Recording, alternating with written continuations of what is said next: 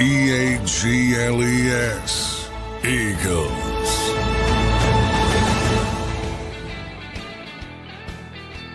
And welcome in, everybody, to a Tuesday morning edition of Birds 365 here on JAKIB Sports. I'm your host, Zander Krause. That's my co-host, Johnny Mac, John McMullen. We are live with you here on a Tuesday edition. J Mac, how you doing this Tuesday morning, my friend? Good. Getting a little news. You can tell it's the off season because Mike Silver comes out with an article. People get excited about it on Nick Sirianni. Joe Santaloquito, our old buddy, did one on Jalen Hurts earlier on Bleeding Green Nation. They got some traction, so that's the off season. You can tell it's the off season, and also Brendan Sorsby is back in the mix. Yeah, what's up with that? Back and forth. Now it looks like he's given up on college and he's going to enter the supplemental draft. So now we're going to get that back in the mix. Potential first round pick next year if he would have stayed in school and played well. Interesting development because I think I don't really get that, John. Like, I get the supplemental draft is for people who, are eligible for the draft after the draft has passed. But like, how many dudes are eligible? Does there have to be a certain number of it's never more. No, it's never more than one or two. It's really quick. It's just, basically, I think a lot of people sit there and you go through all the picks. No, I'm not saying, and it's like, no, you just write in like, we'll use our third round pick on them. And, whoever bids the best gets them. Oh, okay. But it's not like somebody gets a draft picks. You put like a bid in on them. Is that what you do? Well, pretty much. You have to use your own picks, so you can't use picks that you traded for. So it has to be your own pick. Okay. And you lose that pick in next year's draft if you take the player. So, but it's never more than 1, 2, at the most 3 guys. And sometimes they don't have a supplemental draft because nobody. It's just depending on the year and the circumstance. But here's a pretty high profile player that's going to be available, and interest is going to pick up. He's going to have a pro day. I guarantee you that. Then it'll happen late July-ish. There's no set date because there's no set players. But it does bring an interesting wrinkle into the equation. Well, we'll see what happens with Braden Sorsby. John, you mentioned those 2 articles. We'll start with Santaloquito article and just kind of what he wrote. And then the Silver article we'll get to. I thought the Silver article headline was, he writes the headline. Eagles coach Nick Sirianni is a hothead and a lightning rod. Just don't call him a phony. All right. Sounds like a bold article there. And then Joe Santaloquito wrote a piece yesterday, John, talking a little bit about Jalen Hurts, talking about his camp, being upset with nobody in the Eagles organization defending him from some of the media attacks, I think it was worded. John, give us your opinion on this, man. What do you make of kind of this type of reporting from Joe Santaloquito? Obviously, you mentioned this is that point of the offseason.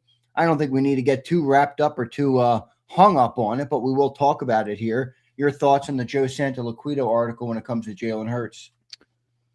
Yeah, I mean, look, there's some weird stuff going on. We've talked about it, like, the whole passive-aggressive Leffler stuff. He doesn't have, and this is the final year for his guaranteed money, significant guaranteed money, $22 million next year. So in theory, this would be the time to extend him, and the Eagles haven't extended him. And you say, why? So there's all these little sort of breadcrumbs. I think, it's pretty clear. They want to see how he handles the new offense and the new projected offense, and then they'll go from there. Hopefully it works and everything is fine.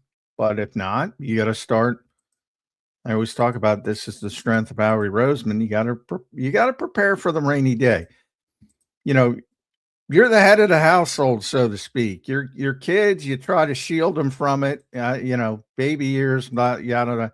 You got to prepare for the worst case scenario. And that's what Howie does better, I think, than any other GM. So, you know, he's got assets. You know, we just talked about Sorsby. You know, everything depends on evaluation. That's a chance to get a really top tier quarterback prospect if you want him, probably with a second round pick. Potentially, somebody might go above you, but potentially. So you have to think this way. That's what you have to do.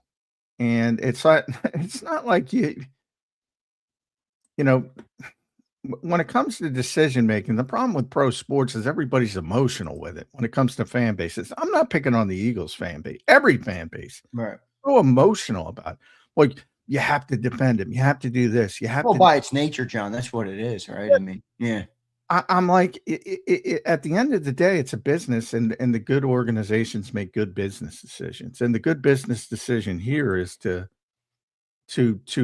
continue to try to extend the shelf life and the success of the Jalen Hurts era while preparing for the worst case scenario. And that's what I think the Eagles are doing. But you know, this idea that everybody's got a white knight, man. Everybody's got to protect it's like, grow up. These are professional athletes. They can handle it. Jalen Hurts can handle it. Look what he's been through. Now, as far as does his camp, you know, obviously by the passive aggressive nature of Scott Loeffler, I think he's trying to signal, hey, you know, be nice to have some continuity. Easier said than done. So he's got his framework and they have their framework. I think you were right about that proxy war, John. But boy, the white knighting, it's just like, come on. Like, that's what I was talking about. Sealski saying, hey, the Knicks run was pretty cool. I know, and everybody acts you like can't do that in Philadelphia. What the fuck, man? We're all a monolith that can't think? Is that what you want to be? Oh, how dare you? Do you think there is truth, John, to the conversation? And I'll read what it said in Joe's piece. It says, the Eagles have bigger problems than Hurts or the Brown saga. Some close to Hurts feel that the Eagles did not support him enough when some constructively insightful stories came out this postseason about some of his deficiencies on the field, like Eagles teammates did at the urging of the Eagles over the constructive criticism Carson Wentz received in January of 2019. No one spoke up publicly on Hurts's behalf as they did Wentz. And then he goes into detail how Jeffrey Lurie on March 31st at the annual league meetings in Arizona did obviously defend and speak glowingly about Jalen Hurts. I guess that's probably true. You know, if you think about Jalen Hurts' agent and things like that. Is that fair? Well, I have no problem with the camp, but I would push back on that and say, you know, I've never heard Nick Sirianni say a bad word about Jalen Hurts. So, I mean, again, it's the, you know, to the point. I don't even know that I've heard a player say it. Has anybody said a bad word about Jalen? Not publicly that I know of. You know, there's some whispers behind the scenes and all that, but there always is. That's not unique to Philadelphia or Jalen Hurts. But from the standpoint, I will say this, and you can talk about the two notable Jalen Hurts going rogue in Seattle a couple years ago, and then last year with Green Bay. You know, Nick white knighted. That's what he did. He took and he looked like an idiot trying to explain Seattle, like the bullshit explanation he came up with. He's trying to protect the players. And, you know, AJ took accountability. Jalen never did. Yeah, that's true. Never has. You know, when you talk about from that perspective, whether it's Brian Johnson, a family friend, or Kevin Patullo, longtime coach. Yeah, I push back on that heavily against Jalen Hurts' camp. He's been very unwilling to support people. I push back on that tremendously. That's where the aloofness comes from. Which, by the way, Mike Silver used in his article. How long have I been using that word? That's why people think he's aloof. Like that's out of, but when it does come down, that's out of my pay grade. That's above my, something like that. So if you're gonna keep score, one side has been much more helpful in defending, and I find it kind of comical. You have to be defended from, and Joe's wording there is, to his credit, constructive criticism. Like, why do you have to be defended? There's nothing wrong with that. Maybe if it's unfair, it's not unfair. That's number one. But number two, that's been tremendously one-sided in the organization versus him stepping up and saying, yeah, you know what? That's my mistake. I shouldn't have went. In other words, you've seen that he doesn't defend anybody else, and now publicly his camp wants to be defended. That's at least what the optics are looking like. If that's the case, and that's what's being reported. Well, did that Seattle, just to go back to that, I'm sure you know this answer. Has that rubbed people inside the Eagles organization the wrong way? No, I wouldn't say that at the time, yeah. But I wouldn't say it's long. The Green Bay is one more, that's where Nick's on the sideline going, what are you doing? What are you doing? And he got caught. And again, we had to look like, well, I don't remember what I was saying. He's got to look like a goofball because nobody's stepping up and taking accountability. And that's the job of a head coach. That's what he should be doing. But then people shouldn't criticize him for it. Which they do, which they have. Now, after they learn, they forget about it. But what actually happened, but yeah, there's and I know this is going to get the Jalen people very upset, but point it out by all means. Give me the quotes. He's spoken. That's one of the most positive things about Sean Mannion. He's spoken nicely about Sean Mannion. He usually is very underscored with that kind of stuff. And he's speaking positively about Sean Mannion. But I mean, do you think that's real? Like, do you think that's because he actually likes Sean more, or do you think he feels maybe some of the external pressures that could be? I think he wants to highlight why he had a problem last season. And why he had a problem last season was because he didn't practice the stuff they were asking him to do, which, by the way, I've defended him for. I think he's 100% right. You don't go out and run something new up the flagpole that you haven't practiced. And the Eagles never did that before. And I think it was, ironically, they were a little bit better. And it was about the running game more than the passing game, number one. And they were a little bit better. But they didn't practice it. And that's where the pushback came. And I actually defend Jalen on that because I think it's correct. Shouldn't do that. So now he's highlighting he's okay with it. He's okay with you've heard it 100 times. He's uncomfortable under center. He's uncomfortable throwing over the middle of the field. You've heard it a million times.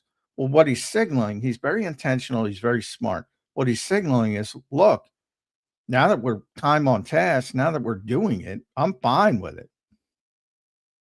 So I think it's more about that than the person. Getting that out there. That's what I think it's about. Well, it's an interesting situation. We will see, obviously, how it all unfolds with this Jalen Hurts thing. John, is it starting to feel like to you, and you can say hell no if you think I'm way off on it? Is it starting to feel like there is fractures in the foundation of this relationship that may not get fixed and maybe could spell the end at some point in the near future, maybe 12, 24, 40, 36 months. I don't know how long it would be.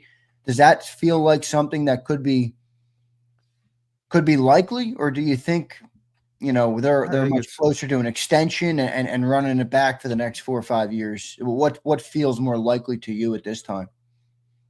um I think it's all about what's going to happen on the field. I really do.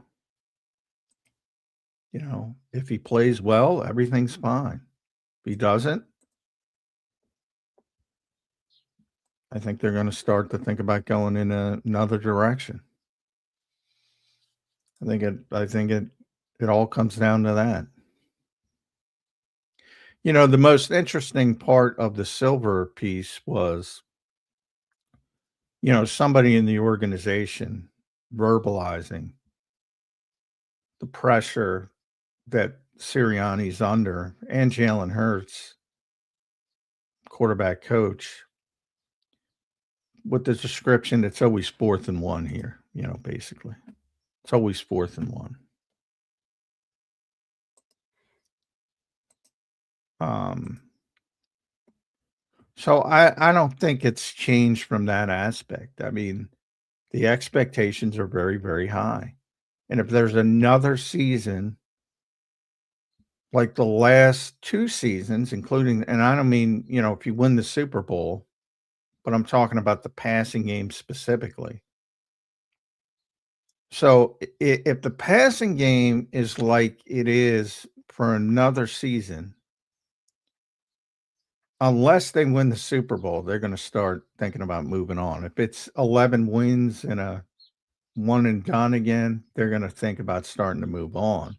Now, that's easier said than done because you have to find a quarterback, and they don't have the answer here. I got news for you. And they don't have time either. I mean, technically, right? I mean, if let's say they get to the end of the year and it's a mediocre year, there's nothing too great. There's also nothing that's like, well, you better get rid of that guy. And what do? He's got $20 million of guaranteed money. Well, you re-up the deal. I mean, John, we got quarterbacks now. Mahomes is up to $63 million. I think that's there's the talk thing. about Lamar's deal being $63 million plus. Are the Eagles comfortable going to that level with Jalen Hurts at this point? I would think not. Would you be comfortable? No, I wouldn't. No, because the money's a big part of it. And I know, again, when you start talking about next year's draft, there's supposed to be a crap load of quarterbacks in the first round. And that's why Sorsby becomes so interesting. You're talking about Arch Manning, you're talking about Dante Moore, you're talking about CJ Card, Julian Sand from Ohio State, Jaden Maivia, or however you pronounce his name, from Southern California, Lenora Sellers from South Carolina, Sam Levitt even. And then I have Trinidad champ. I don't think he's a first round pick. Owen McCown, Josh McCown's kid. I don't think he's going to be a first round pick. But right now, today, you would project 6 in the first round, and Sorsby would be 7. Now, a bunch of those guys are going to be Drew Aller, and hopefully not a bunch. But what if they all perform? With Manning, Moore, and Carr, you got 3 top 10 picks.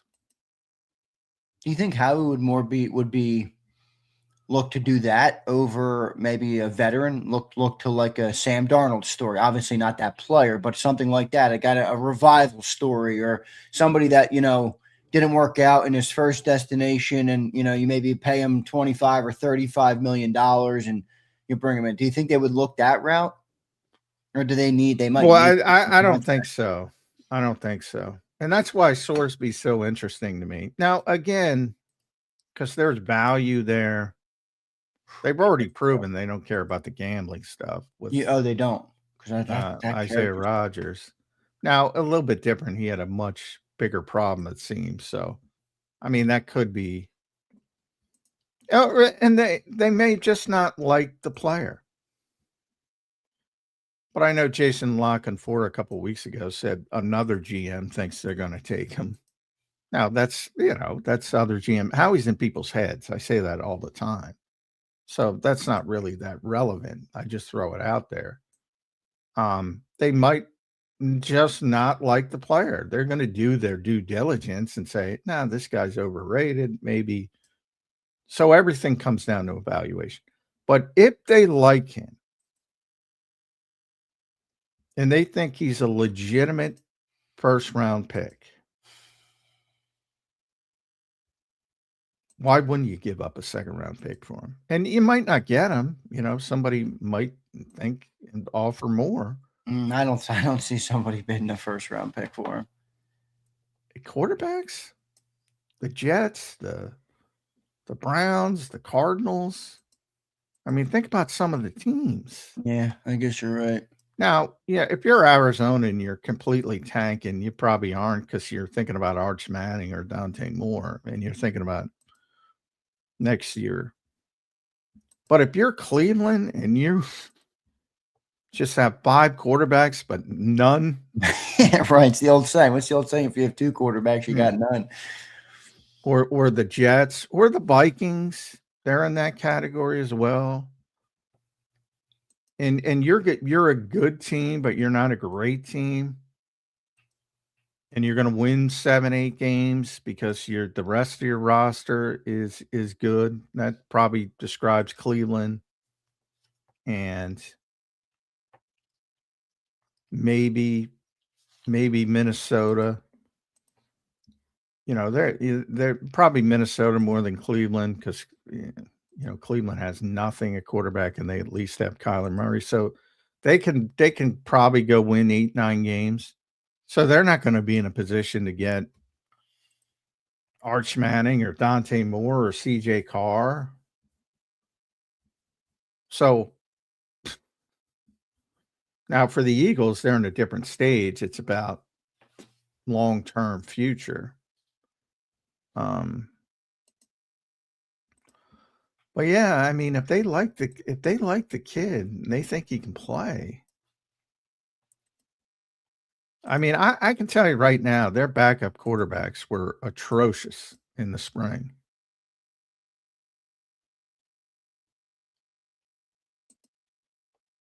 Now, how much does Jalen Hurts' no trade clause complicate this conversation for the Eagles? I don't think that much because there's going to be a bunch of teams that are desperate. There always is. I just gave a few of them. Yeah. That would be thrilled to have that resume and will talk themselves into, it'll be better for us.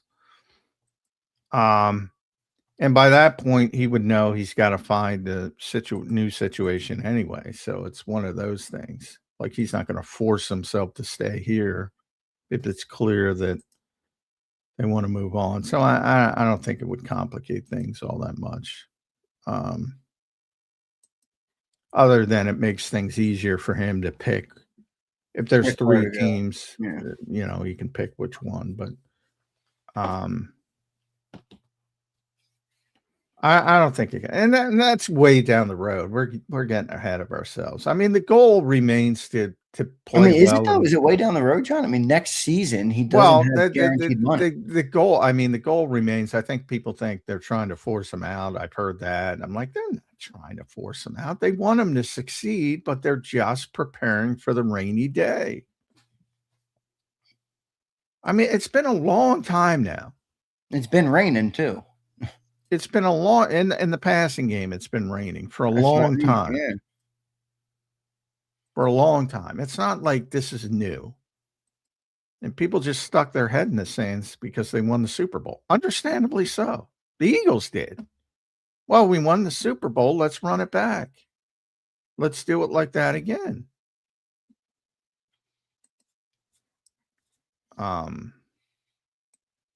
So if it happens again, what are the odds it's going to turn around in 2027? And are you willing to bet 55 million on that instead of rebooting?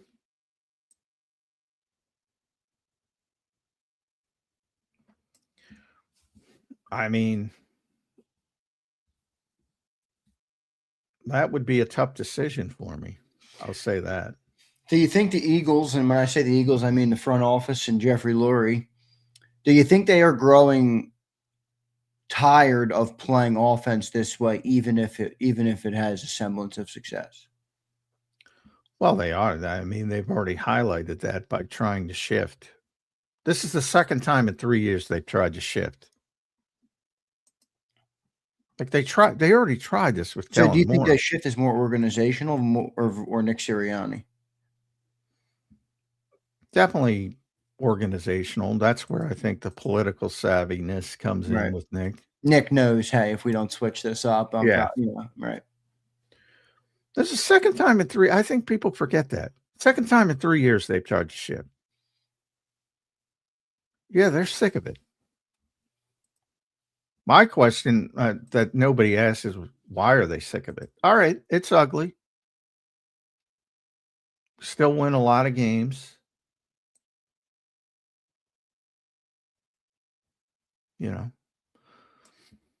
They want the best of both worlds. They want to continue to win at the high level and have a better passing offense. But where I think Nick is smart is he knows to have a better passing offense, they need a better running attack to set up the passing offense. It's not going to be the other way around. Because you've asked me that like a bunch of times. Why can't the pass set up the run? Well, it can, but it's not I don't here. think it needs to set it up, but I think it does need to help it. I mean, you can't throw the ball, John. I mean, there's only defenses are gonna. It just feels to me like, I mean, Howie, I didn't expect 5 guys to block 8 guys. This is not gonna happen. Well, somebody's being, then it's just go route and, but you don't have AJ now. You think the Tyreek Hill conversation is worth a discussion on Birds 365? I saw that somebody put out he was the odds-on favorite to land with the Philadelphia Eagles. Tyreek Hill. Yeah, I don't buy that for a second, but he'd give him the deep threat. Hey, hurl that thing out there because Tyreek will outrun it. Well, Kenny, now after that injury, again, things are not as safe. This is a pretty significant injury. Yeah, it was. That was a nasty injury. 32 years old. I mean, Tyreek Hill in his prime, my God. I mean, he's kind of pay him big money. I mean, what are you going to pay him? $5 million, $6 million? And by the way, he's kind of a pain in the ass. And always has been. That you just went through. I would say that's very unlikely. Some of people look at these betting market things and they take it seriously, like they have inside information. No, they're just playing off the Eagles' reputation. But I mean, he dislocated his knee and tore multiple ligaments, including his ACL.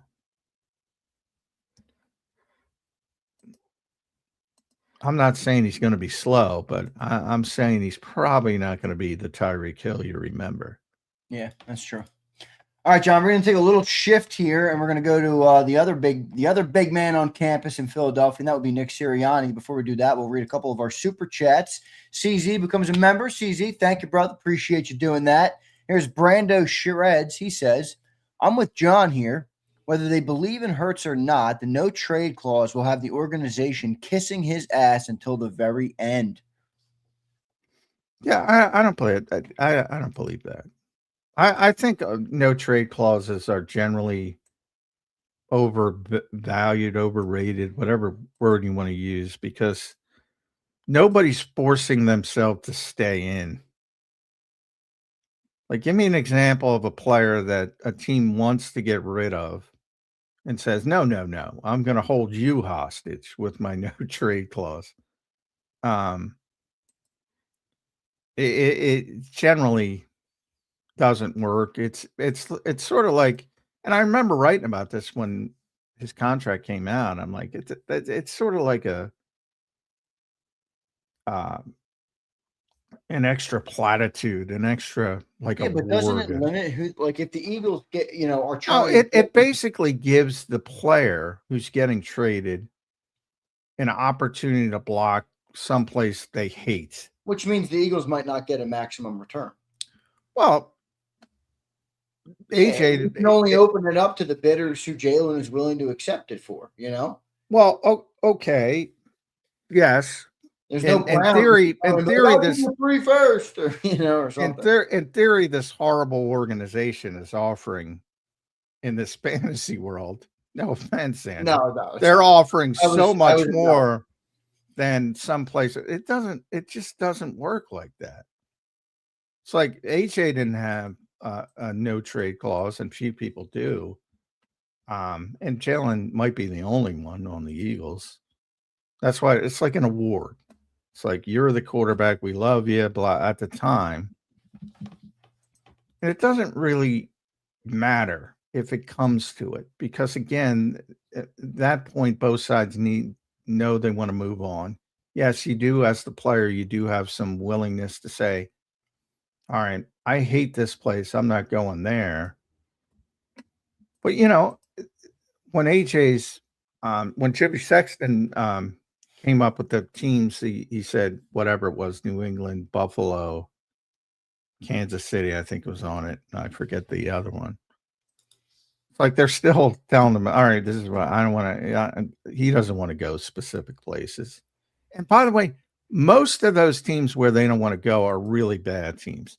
And really bad teams aren't going to offer 3 first-round picks because they want the first-round picks because they're really bad. And they're going to be top 5. What do you think the real 10. value is of Jalen Hurts on the open market? If he has another season that's weak enough, one first round pick.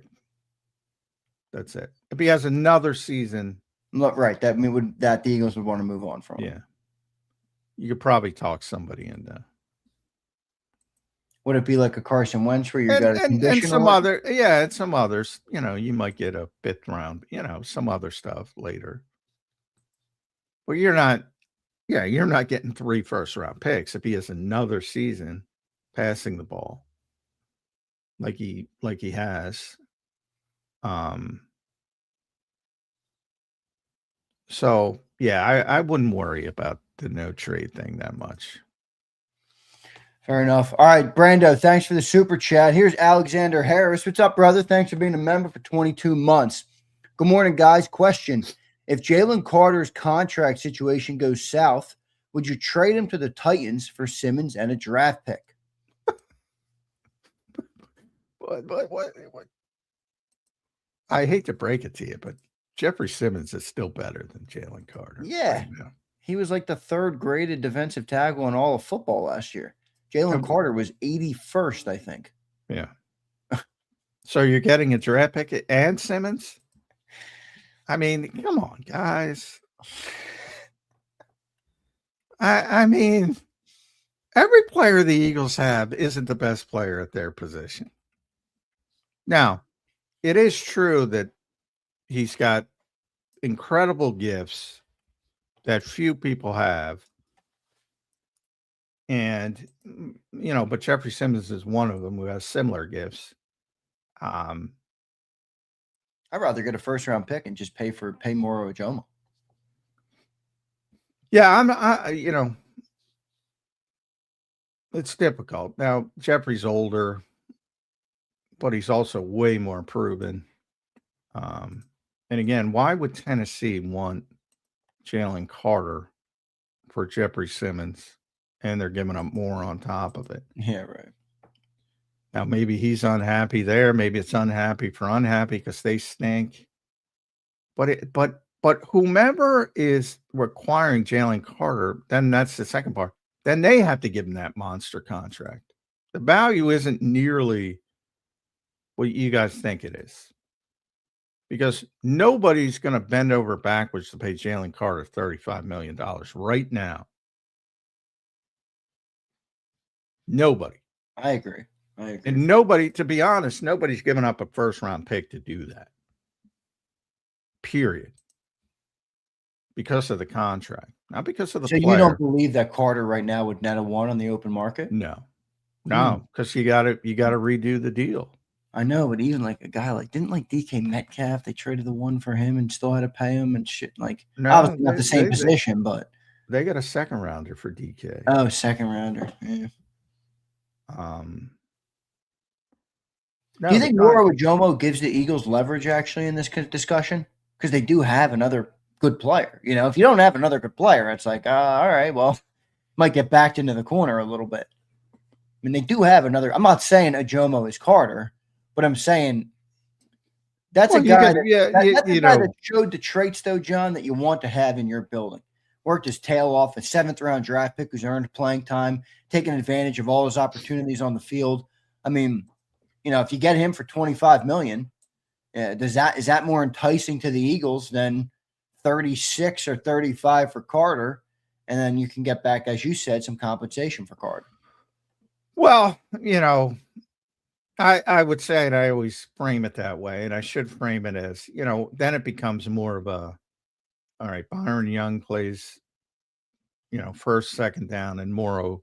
I don't think Morrow's becomes a full-time player in that situation. I think, you know, he's not going to hold up well against the run with 1,000 snaps like Jalen Carter plays when he's healthy, which is part of the problem, by the way, because they beat the shit out of him. But he's not playing 1,000 snaps. He would get exposed. So it becomes more of a money ball piecemeal AJ thing where you're all right, Byron Young's and Byron's a good player, and he's going to play first and second down, and Morrow's going to stay in his role. I think that's how you handle it. And if you can get a first-round pick, that's an interesting conversation. The more I thought about it, I'm like, well, nobody's giving you a first-round pick. If he wants $40 million, nobody's giving you a first-round pick. It's just not. Remember, the success he's done for the Philadelphia Eagles. So to use Tennessee as an example, like he's done nothing for Tennessee. So they have to pay him $40 million and give you a first-round pick. It's the contract changes things dramatically. Now, right now, if you didn't have to give him a new contract, you'd say, yeah, you could get a first-round pick. But he wants an extension, and he obviously wants it as soon as possible.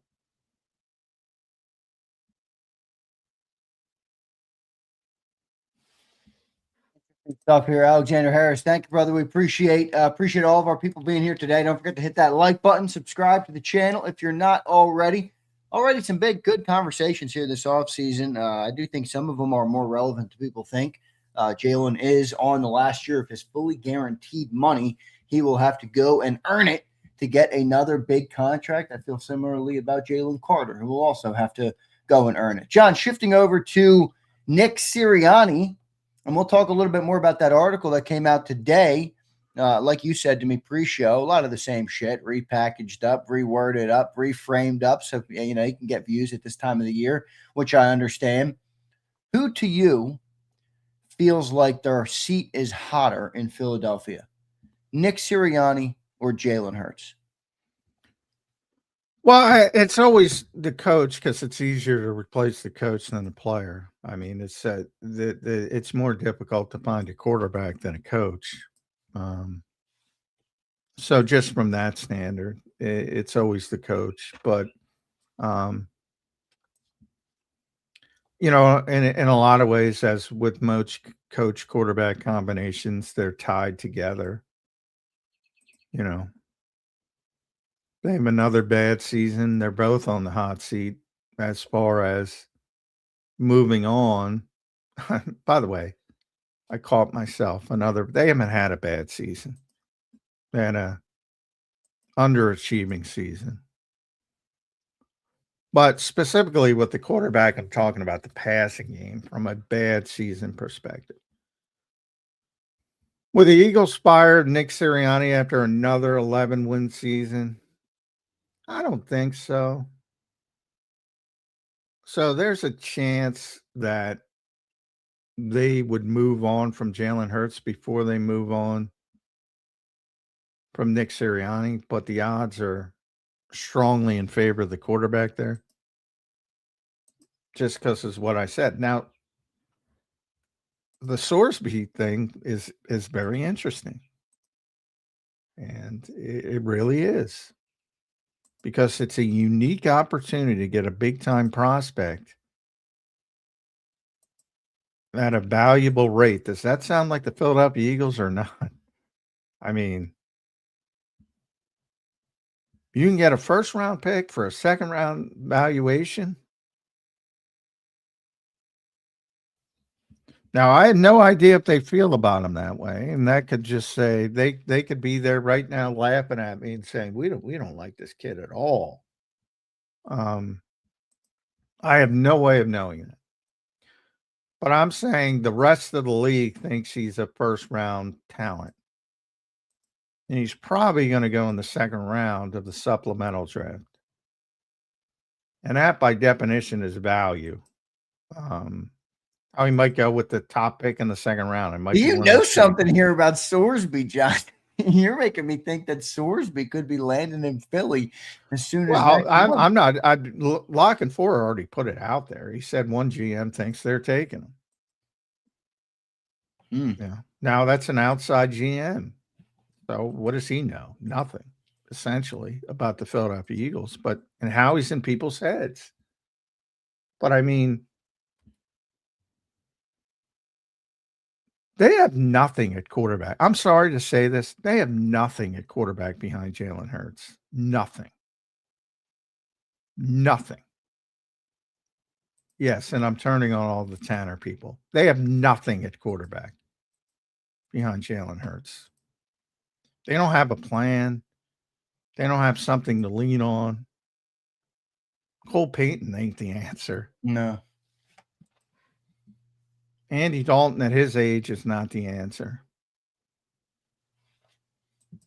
Yeah, I would not sleep on Sorsby at all. The quarterback factory needs a new model.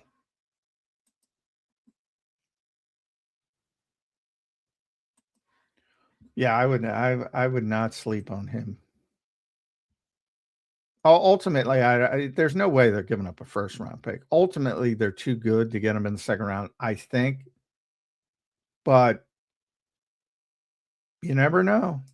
Maybe the gambling stuff turns off a bunch of people and they say, we're willing to do it. Feels like it's hard for it not to turn off some people. I mean, that's a lot of stuff there.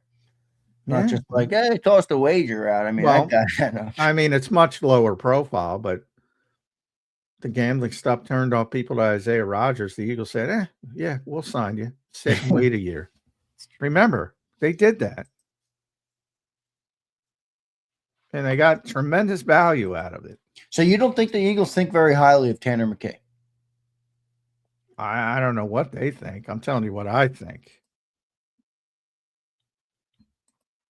I mean, he was bad this spring. And I heard people make an excuse. There's this weird McKee group, just like the Jalen group, all excuses. He's hurt. Why are they practicing him if he's hurt? They set everybody down for a hangnail, but they're making this guy fight through something? Does that make sense to anybody? Just feels a little off to indict Tanner when it sounded like the entire offense sucked. Well, it did, But why is he? Why after all I was assured very early on this has nothing to do with Tanner McKee. This has nothing to do with Tanner McKee when they acquired Andy Dalton, and I bought it. Now I'm disgusted at myself for buying it. And then I show up and Andy Dalton's getting all the second team reps. And by the way, performing very poorly with them.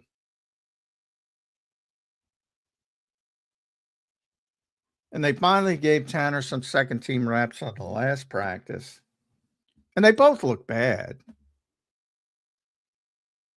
And if I had to rate one, Tanner was slightly better. Although Andy probably had the best practice. He had one decent. Well, that's why I don't want to invite Tanner, though. I mean, if a 15-year, how many years has Andy Dalton played? 12, 13, 14? 17, I think. He's 17 years. I mean, if he looked like shit in practice, I mean, well, maybe at his age, maybe he's just shit. Yeah, I guess that's fair. Because he looked like he didn't look good in Carolina when he got in. So I think this is John. You tell me this comment seems to line up with what you're explaining here. Ian East, what's up, Ian? Good to see you, brother. He says, I agree with J-Mac. Tanner and Dalton are both gone at the end of the season, and Sorsby could be a top 15 pick, and you might be able to pick him up for a fraction of the cost. Yeah, I mean, that would be the plan. Yeah. Now, do you believe he's a top 15 pick? Some people I don't know. I'd have to go and watch more of him. I don't know enough to speak on that. Well, some people do. Some people think he would have been in the conversation to be the best quarterback in this year's draft, with Mendoza. Now, I'm not saying he's going 2. I'm not saying he's going 1.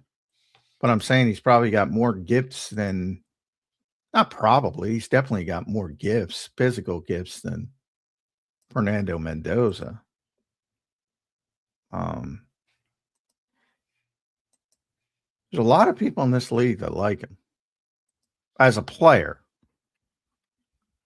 Now, why do you think he opted to do the whole supplemental draft over going back to school? I mean, he did get granted the eligibility, didn't he?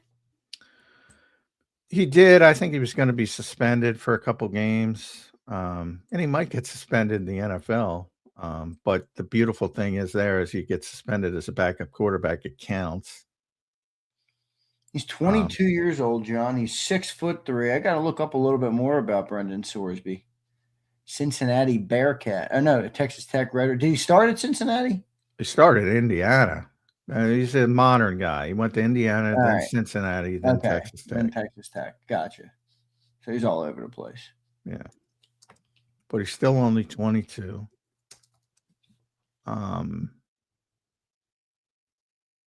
Good big-time athlete. He can run the ball. Can he throw the ball? Yeah, I mean, well, I'm broken, dude. I want to quarterback. I mean, he's a college. He throw the ball. If he can throw the ball, I'm interested. He's a modern college quarterback, but that's what you're getting. I mean, that's what you're getting. I mean, he's projected to be a first-round pick right now in the NFL draft next year. Now, does that mean he'll end up that way?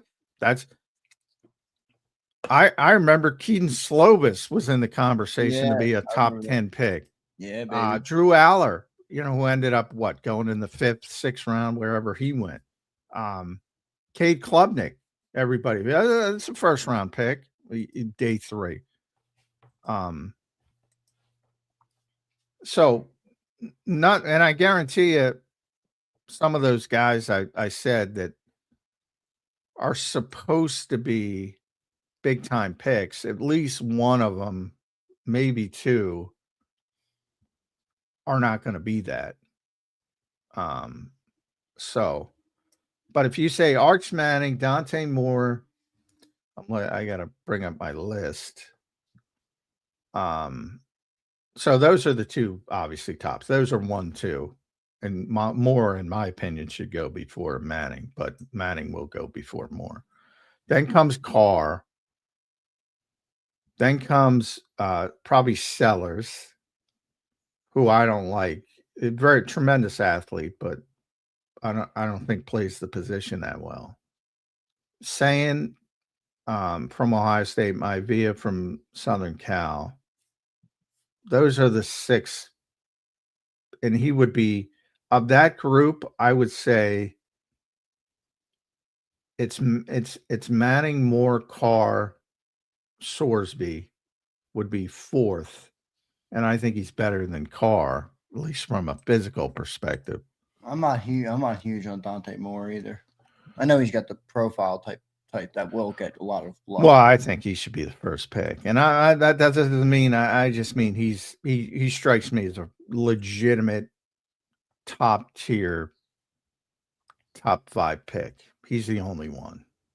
Like Arch Manning, if his name was Arch Krause, he's probably the 25th pick in the draft. Okay, all right. Still a good player. Well, here's Sorsby's stat. For those who don't know, at 6'3", 235-pound redshirt senior, Sorsby's biggest strength is his arm. He can really throw it on a rope, hitting receivers in stride, 50 yards downfield, and make it look effortless. Once he gets to the league, he'll have an above-average arm right away, and his tape is littered with throws that other quarterbacks simply can't make. It's more than just raw arm strength with him, as he's comfortable layering throws over the middle and has plenty of touch on his passes when the situation calls for it. At times, he's demonstrated the ability to play with anticipation, throwing receivers open before they come out of their breaks. Boy, that first paragraph sounds good if I read it all. I'm sure they'll give you some negatives, but that's interesting. Yeah, maybe we'll have to get Rick Saratel and Ian Cummings back to give us a scouting report. Yeah, I wonder if they got him. I'm sure they do. Oh, yeah.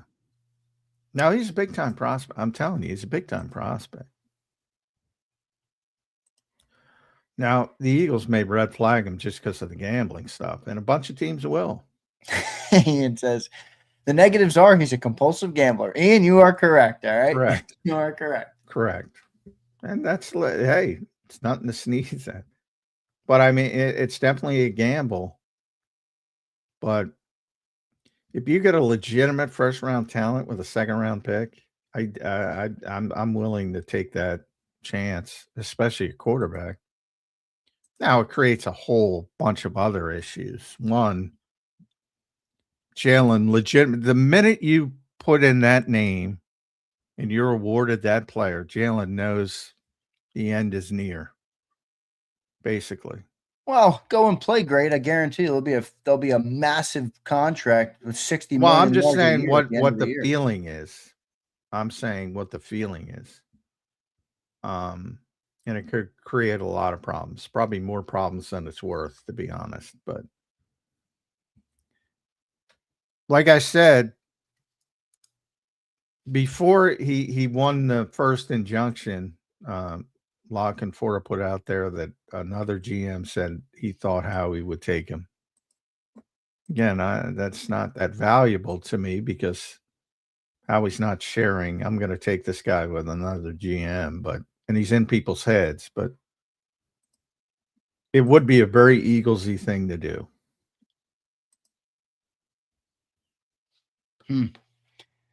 Interesting. Here's Jordan Reed on him. Jordan Reed, NFL draft analyst for ESPN. He does pretty good work, Jordan Reed, actually. Sorsby finished last season with 2,800 passing yards, 27 touchdowns, and 5 picks, and his 81.5 QBR was 11th in the FBS. He's a sudden thrower who can operate from all types of body positions and arm slots. His whippy throwing motion helps create plenty of velocity. But because of those standout traits, he tries to fit passes into non-existent lanes. His confidence in his arm can result in avoidable throws that result in head-scratching turnovers. And he had 5 picks. I mean, come on, dude. Sorsby has the talent to be a starting caliber signal caller early in his career. He has the kind of arm power, accuracy, and mobility. He also ran for 616 yards and 9 scores last season. That is highly intriguing for pro teams. Sounds like an interesting prospect. I'm going to have to look a little bit more into Brandon Sorsby. Yeah, I'm not making it up, man. I'm not making it up. He is a legit first-round pick. If not for the gambling, compulsive gambling. Right, the compulsive gambling. All right. All right, we're going to keep rolling here on the show. Brandon Sorsby. Could he be when will that take place, John? The supplemental draft? Late July, most likely. Right before camp, probably. But there's no set date. He's still got to get approved. But I don't see why he wouldn't be. I think some people were saying too in the chat, like, kind of was forced to because teams were threatening not to play Texas Tech and stuff like that. I don't know how much truth there is to that. But well, he was also against me. Yeah, it's a shit show. Well, I mean, the NCAA deserves that anyway, but. Look at Morty. Zander, please stop reading comic books. The dude blows. All right, Morty, are you the arbiter of football of quarterback evaluation? I'm just reading what's out there on ESPN.com, Morty. Jeez. Oh, yeah. Well, you were. That was Justin Reed. Who else were you reading the first time? Jordan Reed. I read the first time I read. I don't know. Jordan. I lost it. That one I just read was Jordan Reed. Jordan's been on the show before. Yeah, Jordan's very good. I don't know who you're reading the first, but I mean, no offense, Morty, but I'm gonna take Jordan Reed's take. Who, by the way, used to be a quarterback. I'm gonna take his scouting. I hate that. Morty, you're gonna have to take a seat, my friend. Good stuff. All right, let's keep rolling. We got a super chat, and then we're gonna get into some big contracts in Philadelphia that are upcoming. We have a lot to talk about with that. Here is Alexander Harris. What's up, Alexander Harris? Thank you for the $20 super chat, my friend. He says this. J-Mac, I remember you talking about the Eagles not having a manufactured touch guy for this McVay type of offense. So would you look at Deebo Samuel on a one-year deal that manufactured touch guy, given how he was used in San Francisco? No. If he was the same guy in San Francisco, yes, but he's not. To my point that things like he's not Deebo Samuel any longer that you remember him. It's been overweight. It's not the same player. So no, but they really need, you don't need, but it'd be nice to have that style of player. And Kyle Shanahan did a tremendous job with him. You know, when he was unhappy and he wanted to go, he's a Carolina guy, North or South Carolina. I forget where he's from, but he's from one of the Carolinas, and he wanted to go back home to play. And I remember talking to Jody at the time. I be careful what you wish for, because there's very few people that can really utilize manufactured touch players well.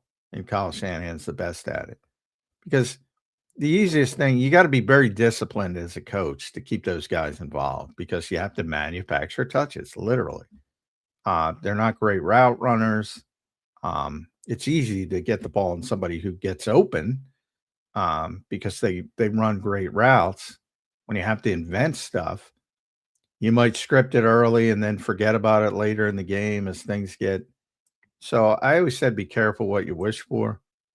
With Deebo, when he wanted out, in his height in San Francisco, he was spectacular. I mean, he was like a great running back. At 1,400 receiving yards, but he is not that player. Hasn't been that player. He had 1,405 receiving yards in 2021. Since then, 632, 892, 670, 727. His rushing yards went from 365 to 232 to 225 to 136 to 75 last year. Oh man, Deebo's he's not the guy you think he is. I always say this league moves very quickly, but it would be nice, and that's where I look at Elijah Moore, that maybe he can make the team being that guy, because the Eagles aren't going to utilize it like Kyle Shanahan. I'm just talking they need somebody to run jet sweeps. And you know, one of the best plays in football, people talk about the tush push. One of the best plays in football has been that 3rd or 4th and 1 where people just jet sweep it for a first down.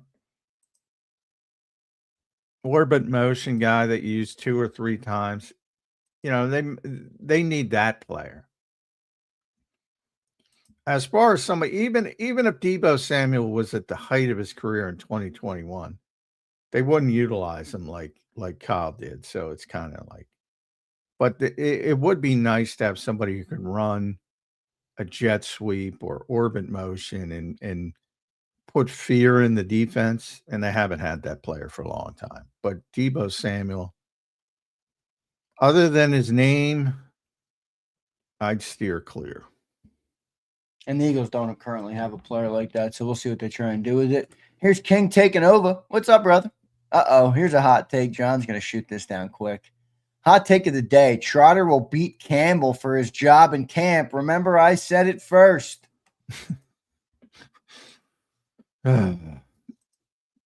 Yeah, I'm very confident that is not going to happen.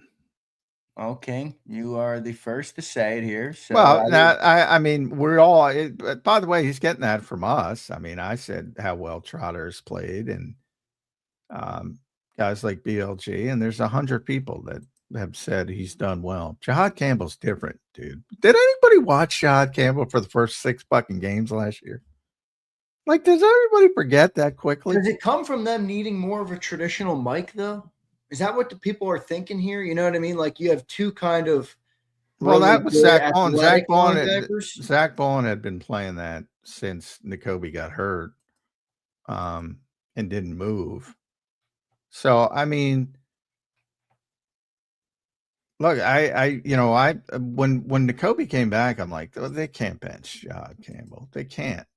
And they did. And that's big, Big's old school. Big loves him, and it worked out for the most part. And, I still think it was a mistake, but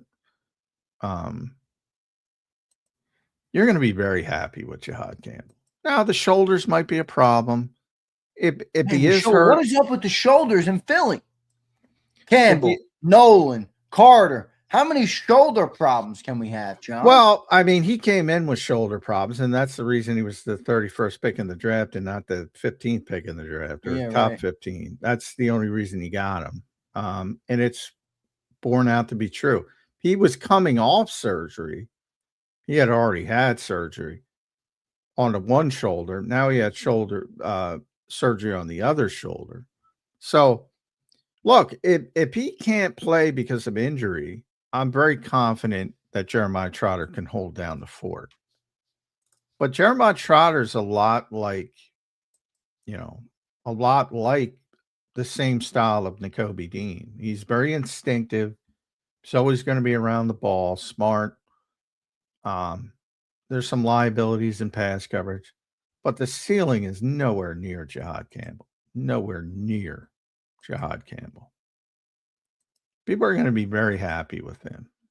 And I can't believe they can't remember how happy they were with him in the first. It was sort of like Baker Mayfield being the MVP through 7 weeks. Well, he was the defensive rookie of the year through 7 weeks. And for some reason, the Eagles benched him. We know why. If you're being fair and completely fair and you're not, I like this guy. He should have never been benched. That's how well he was playing. You think Trotter could be a thought? There could be a thought process for him with life after Zach Bond. Potentially. I mean, I doubt it because he'll be out of his rookie deal by that point. He'll probably go somewhere else to get an opportunity if he can. There's no guarantee because he hasn't played. We in Philadelphia see him in practice, think he can play. But other teams are not going to say, default to, hey, McMullen says he can play or somebody else says he can play. I mean, sometimes all you need is an opportunity, but you have to get that opportunity. And unfortunately, he's stuck behind 2 really, really gifted linebackers. And this is his 3rd year. So he's only got 1 more year. And this is only Jahad's 2nd year, and Zach Bond's still playing at a high level. it's going to be difficult to make that switch. But Yeah, you've it's often good depth. referred to Zach as a young 30 because of Very young 30. Very young 30. King, thanks for the super chat. Here's Brian Pumper. Shoulder problems? ? Don't forget about Hurts. He hasn't been able to throw an accurate ball since the Renaissance.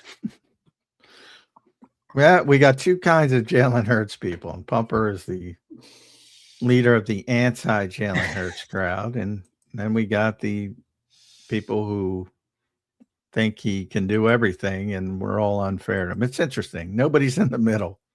It's very interesting. But yeah, he's a good player, but he's definitely got some limitations in the passing game. It's fair to point that out. Freaking Pump. That's funny, Pump. You make my job hard up here, Pump, but it was all good, man. Good super chat. Thank you for the super chats. All right, everybody, we appreciate it. All right, John, in the next 12 to 18 months, we'll put it. We're gonna list out the guys who are going to be due for a contract in Philadelphia. And this is going to get muddy, McMullen. 1, Jalen Hurts. Is that fair to say? Yeah. Yeah. I mean, he's playing for a new contract. Okay. 2, Jalen Carter. Yep. Okay. 3, Quinyon Mitchell.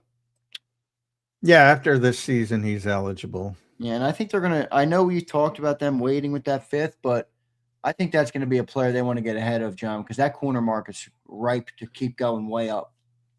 I don't know what you think of that, but – yeah, I definitely think they want to be proactive with Quinyon. All right, 4, Cooper DeJean. All right. Yep, after next season. Okay. After this upcoming season. That's where I'm in, next 12 to 18 months. 5, who you got? Jalen Hunt, Nolan Smith, one of those two guys? I don't think there's any chance they're going to be honest. I mean, right now everything can change with performance, but I think Nolan Smith is on track to just play out his deal and go somewhere else. I agree. Now again, if he shows up and plays 17 games, and has 15 sacks, I mean, you can always reopen the conversation. But right now, I don't think he's even in that conversation. With Alex Hunt, I think it's more of, he's a 3rd round pick. You have time. He's not, I think that's more of a situation where you let things play out with the goal of eventually extending him. But you would risk at that point him getting to the open market, right? If he does have a good year. Well, I think you're in a position to wait after 2026, certainly, and potentially. Well, I mean, what if Jalen plays so well this year that he is the number 2 edge on the team, clearly over Nolan? Well, again, same thing with Nolan. If he gets 15 sacks, yeah, we'll change the conversation. But he's got to do that. I don't think he's going to do that. I just think he's a good player that will understand he's in a good situation. I think Jalen Hunt will be pretty easy, honestly. Okay. And there's no urgency right now. The urgency, obviously Jalen Carter, there's urgency because he's immediate, wants a new deal. You don't have to give it to him, but if you don't, it creates issues potentially. It's not like you don't have time, but that's where the urgency comes from. Next year, to your point with Quinyon, he's the home run. He's like, you're right. The corners are going to keep going up. Now, if for some reason he shits the bed this year, which I cannot believe will happen. Nah. I mean, this guy doesn't give up completions in freaking practice. Yeah, I think Quinyon will be paid like a top corner and will continue to play like one. That's my belief. But obviously, and the Eagles will be happy to extend him and set the market. Let me keep rattling these names though. After Jalen, I mean, would you put Devontae Smith in the next 12 to 18 months? Yeah, right. I'd have to look at where Devontae is. They already extended him obviously once. He is kind of pretty cheaply paid for a number one, though. You can look at Yeah. where Well, he is. and that's part. He's so unselfish. That's part of. Maybe he goes against type. I don't know, but unless he does, I think you're quiet until after 2027 with Devontae Smith. And then you probably have to get something done. Wow, you think another 2 seasons of him being the number one and they won't pay him? I do not think so, John. I'm sorry, I disagree. Well, he's already getting paid. He's already getting that. AJ Brown was getting paid when they re-upped his deal as the number one receiver. Yeah, but that's different. Again, he doesn't create waves. The squeaky wheel gets the oil. It's not Devontae's. Maybe it changes, but until it changes, he got 51 million in guarantees in 2024, and he's under contract through 2028. I mean, he's really under market. I mean, he's under market for a wide receiver 2 right now. Well, if he says he's not happy, I'll entertain it. But until I see it, he could do it right now. I just think it's one thing to take the pay cut when you're playing with AJ Brown. It's a whole nother thing to do it when you've been elevated to the one role and you've been surrounded by a bunch of guys and are expected to carry the water. Compensation should reflect that. But maybe you're right. Maybe they wait until 27. Either way, it would be 18 months away, right? Well, squeaky wheel. If he wants to complain, he can complain. I just don't think it's in his nature. I really don't. All right, John. Anybody else? Is Mailata? Would he be due? Anybody like that we're not thinking about? Any guy? Well, I haven't. I have to look at the. Mailata is. Is he out of guarantees or anything like that? Mailata's probably got to be done after this season. Okay. Because he's out of he's really out of significant guarantees this year, to be honest. All right. All right, folks. I got a long. He doesn't complain. Like, there's something to guys who don't complain. Like, Jordan Mailata is different than other people.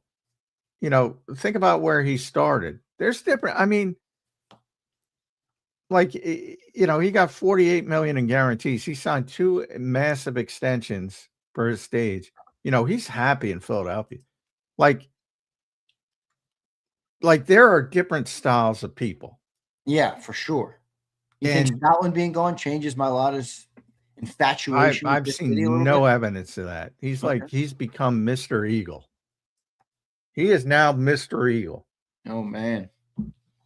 You heard him doing the freaking press tour. Yeah, Sean Mannion, they want to pay him like Mr. Eagle, don't they? I mean, he is one of the best left tackles in pro football. But if the guarantees run out, didn't you say the guarantees are running out? Yeah, but they gave that guy 2 massive deals. I mean, there's some loyalty there. I'm just telling you, he ain't that guy. Do you think the contract's going to get redone in the next 12 to 18 months? Yes or no? Probably. All right, so I'll keep him on the list. Anybody else? Anybody else we're missing? Well, I haven't done it. I have to look at the whole team. I just mean the big guys who are going to make north of $15 million. I'm not talking about, I mean, obviously there's Tariq Woolen and guys like that. I'm trying to stay at the core guys on the roster. Well, Landon, they just redid and knocked it down a year. Yeah, I think that's more of an indication that Landon. Saquon obviously is. I mean, I think this is it for Saquon, to be honest.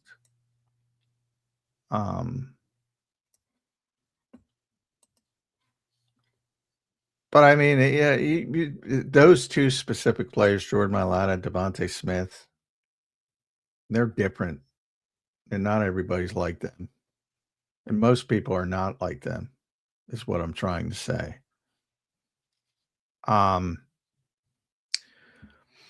Cam,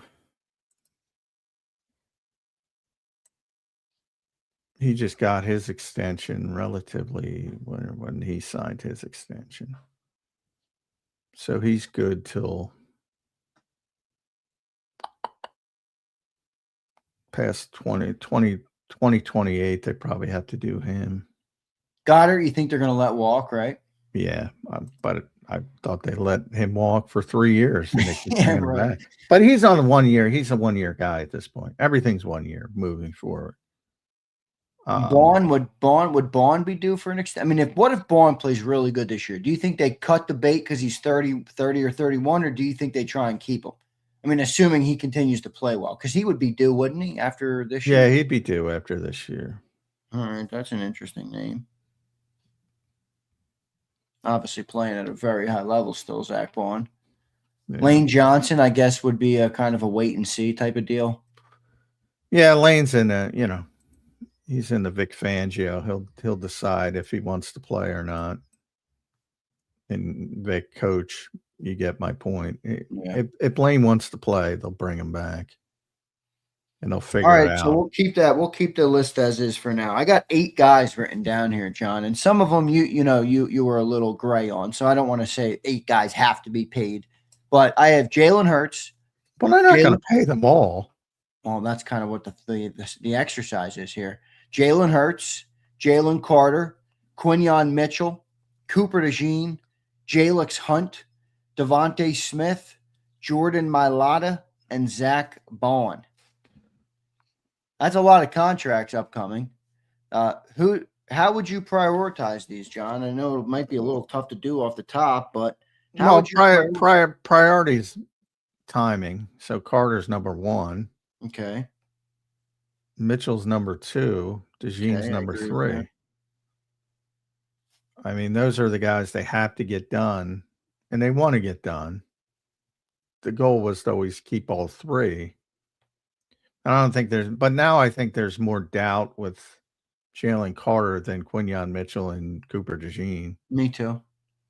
But, I think ultimately they'll get something done with Jalen Carter. So it's just a little bit harder than people thought at one point. And the same could happen with Quinyon Mitchell. I doubt it, but it could happen. Same could happen with I think they pay Quinyon Mitchell right away.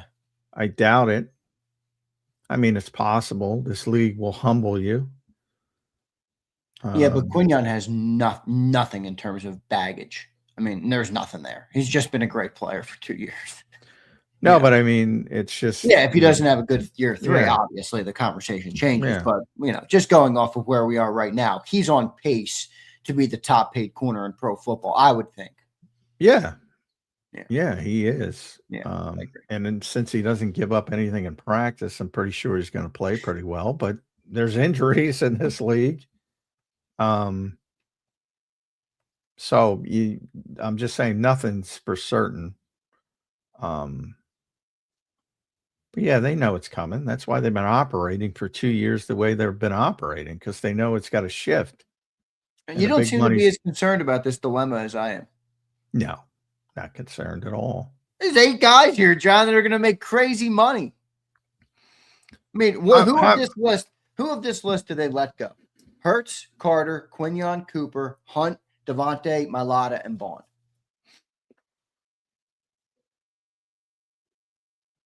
Give me the list again, because you already took out the guys. Like Smith is not coming back. Barkley's not coming. Barkley's not coming back. Left him off. Goddard's not coming back. Right, left him off. How many people? Look at it this way. I'll turn it back on you. How many people make major money right now? Why can't they have that many making major money moving forward? And the salary cap's only going up.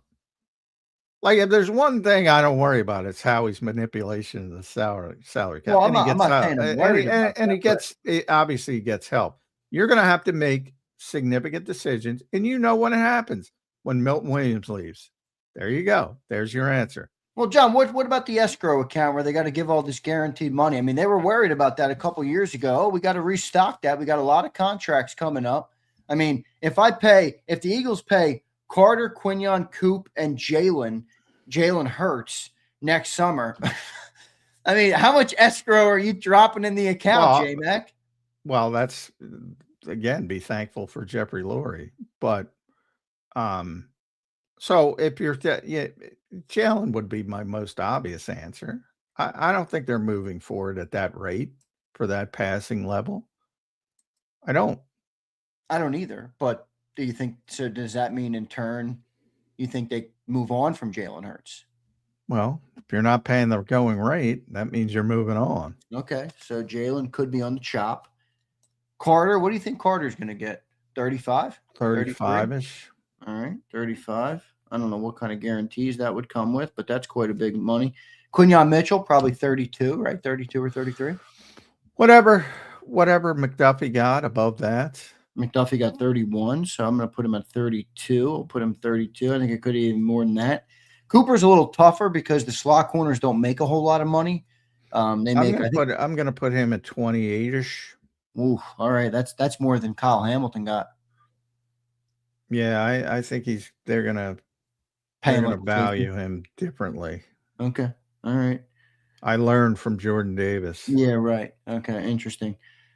Jalix Hunt, I think he's still a question mark. I don't think he's guaranteed. Yeah, I mean that's why disparaging. He can make 10 million, he can make 30 million. Yeah, all right. So we'll leave a question mark. And if he makes 30 million, he's probably not going to be back. Yeah, I agree. Probably going to go in a different direction, but I doubt that. Maybe a first-round draft pick of an edge rusher.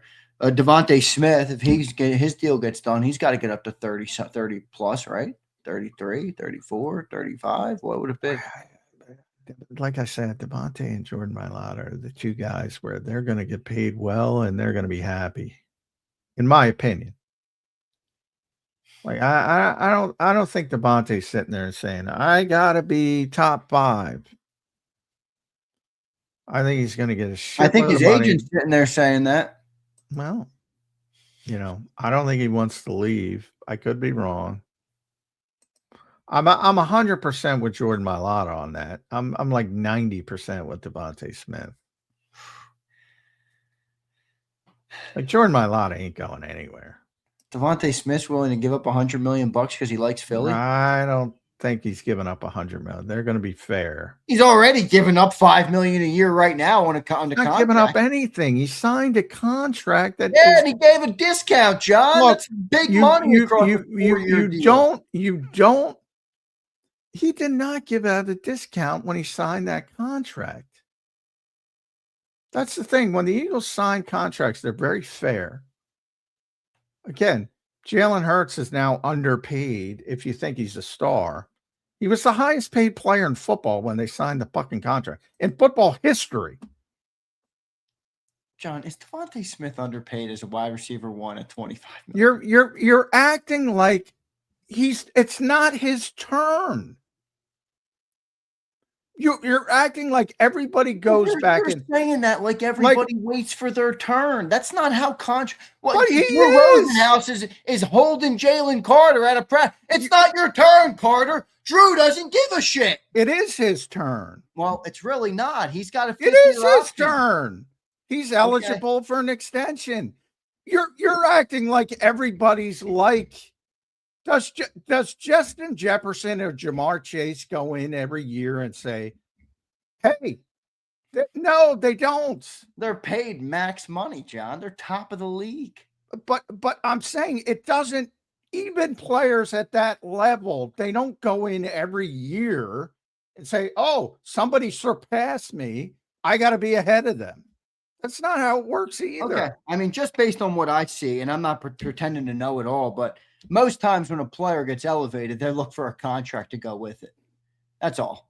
Feels like Devontae's camp would be smart to say, hey, We understand, obviously, we're the one, and I'm not saying it's got to get done right this second, but at some time in the next year, can I we'd have like to get a little bit of an upgrade. Can I have examples of that?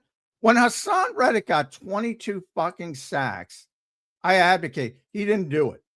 Well, when they gave AJ Brown the deal, it wasn't his turn. Certainly wasn't his turn. And they were very proactive. And I asked Howie that question at the press conference. I say, why now? Why be that proactive? You know why? Well, it's their thought process, but they had just given Devontae Smith his massive extension, and they knew he wasn't going to be happy being paid less because they know the player. Right. Okay. So the player obviously has a factor. Now, take advantage of player. All right. Well, all right. Devontae, we can leave. Devontae, we can put in the camp with Mailata. Let's say, right? Is that fair? Then we'll see what they do. He's not up yet. I think there's different styles of people, and there's always everybody's going to be pushing for every single penny, and there's other guys who are going to be like, I just signed a massive deal. I'm happy until it's my turn. And most people are, by the way, are like that. There are far more that just go along, and when it's their turn versus I'm going to walk in and knock on the door every year, which is not going to go well. So you think you feel as though Devontae Smith could plausibly play the next 2 seasons before getting a contract, right? Yes. Okay. He's currently 1, 2, 3, 4, 5, 6, 7, 8, 9, 10, 11, 12, 13, 14, 15, 16, 17, 19th highest paid receiver in football. He's top 20. He's not the wide receiver 1. He's got to prove he can be it. Now, do I think he can do it? Yes, I can think he'd do it. But I don't look at Devontae Smith and say he's wildly underpaid. Nor do I think he thinks that way. Why? He's the 19th highest paid receiver in football. Has he ever been the wide receiver 1 over the past since his rookie season? No, but I think after this season is when that contract would come. Well, if he goes out right now, I meant after this season. If he goes out and he performs like Jackson Smith and Jigba, which he's not going to do because he doesn't have a high volume quarterback. But if he does that, yeah, probably. But he's not going to do that. And it's not his fault, but he's not going to do that. Who's his agent, Sean? Do you know? I don't know who his agent is. It's Clutch Sports. I have to look it up. It's Clutch. It's Kelton Crenshaw with Clutch Sports Group is what this says. Yeah, he's got significant guarantees through 2027. So his deal is 20 after 27. All right. Well, he'll be in the 20s probably in no time. Who's going to be up next for receivers in the league? It's like Puka Nacua probably. Pickens' his deal is looming. There's a couple other guys. It feels like they're about to get buku bucks. Let's see. Well, the big ones, I don't know when Chase is up again. And Chase is making 40. Chase is making freaking 40. Yeah, he's still. Drake London just got paid.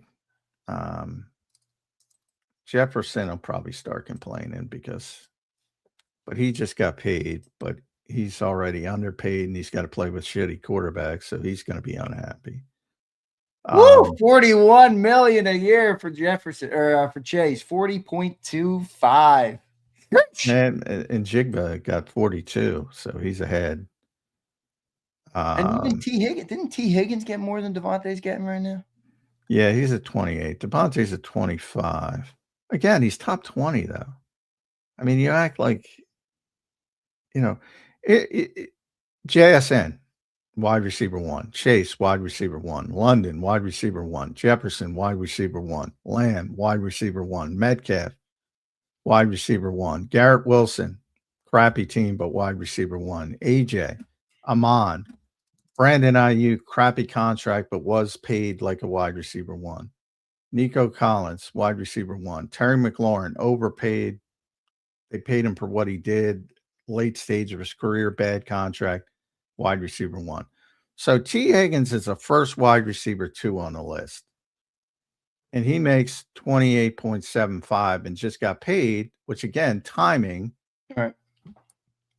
Alex Pierce got paid. Now that's a terrible contract, but wide receiver 1. That was a free agency contract. Jalen Waddle, wide receiver 1. DJ Moore, terrible contract, but that's their projection. Wide receiver 1. So if Devontae Smith goes out there, though, and has a good year as a wide receiver 1, do you feel like they would actually wait until after 27? Because it feels to me like they would give it after this. Well, like I said, if he's going to be JSN, yeah. Oh, no. I'm not getting carried away. They're going to act. Yards, certified wide receiver 1. If he plays like AJ in those first few years, yeah, they're probably going to act. They probably, because they are proactive. Yeah, but right. to the point, like, it's the second time in this show with the commenter with Jalen Carter. He's a great player. He's not the best defensive tackle in football. Devontae Smith, he's a great player.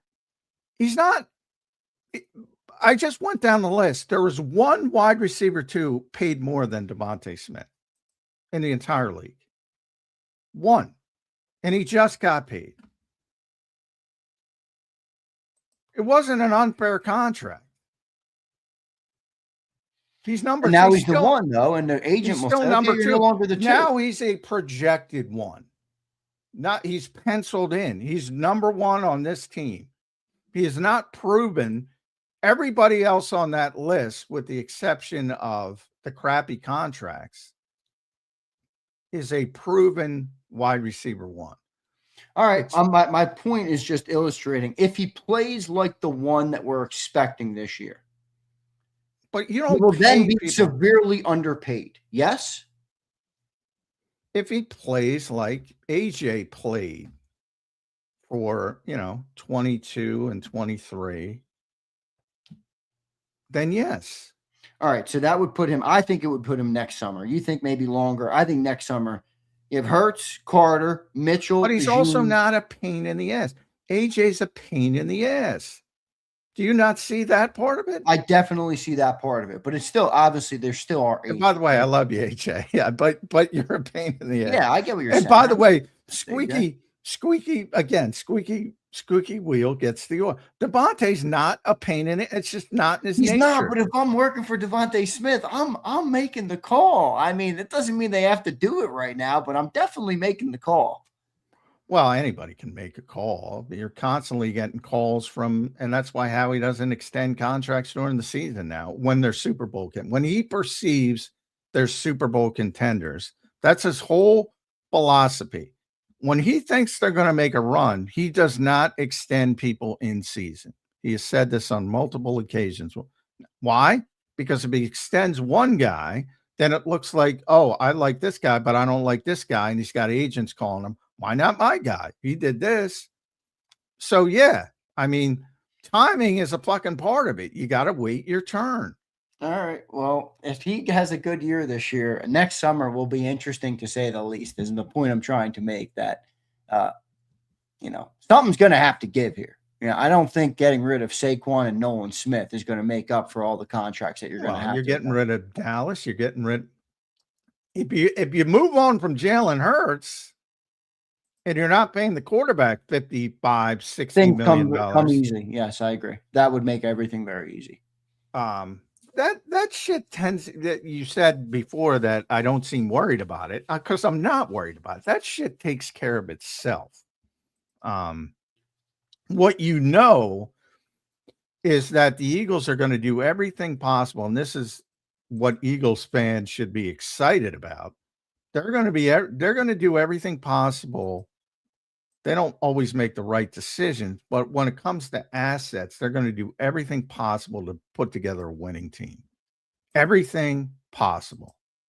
That's why I don't understand why Eagles fans wring their hands about this shit. They've proven it time and time and time again. They're not going to just wake up one day. Like when Jeffrey, God forbid, moves on, not in that way, but if he wants to move on and Julian has a different management style, maybe we're having different conversations.